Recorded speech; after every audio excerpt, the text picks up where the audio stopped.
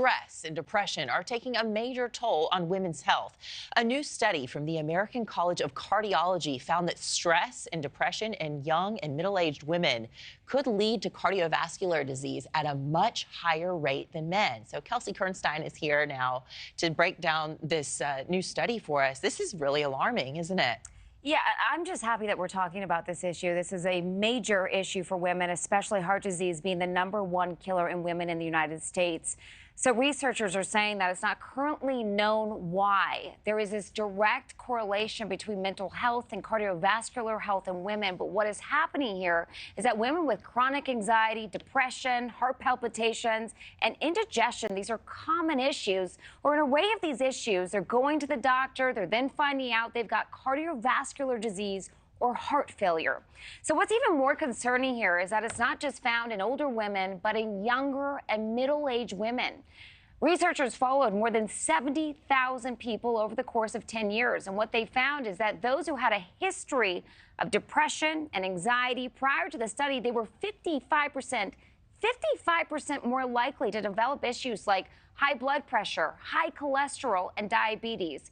They also found that women under the age of 50 with mental health issues were nearly double the times more likely to develop these cardiovascular risk factors. So researchers here are suggesting preventative medicine, that physicians start testing their female patients with anxiety and depression for heart disease risk factors.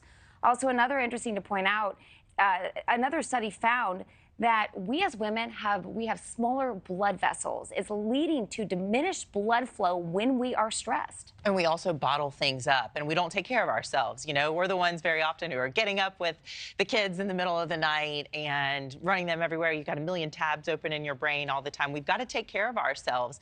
What about bottling up emotions? Is that another issue? Yeah, it's interesting. It's one of the worst things that we can do. In fact, they're finding that bottling up our emotions and our feelings, it is deadly, especially for women. So in this new study, they're finding that they looked at 3,600 men and women over the course of 10 years from a town in Massachusetts, and they found that those who self-silenced or kept their feelings bottled up during marital issues were four times more likely to die during the study than those that said how they felt. Important to really point out here that this effect did not play a factor for men. And it didn't matter if the woman was happy or unhappy in the marriage. What mattered is if she spoke about how she was feeling. There's also another condition known as broken heart syndrome, and it's 90% more commonly found in women. So how do we go about keeping our hearts healthy?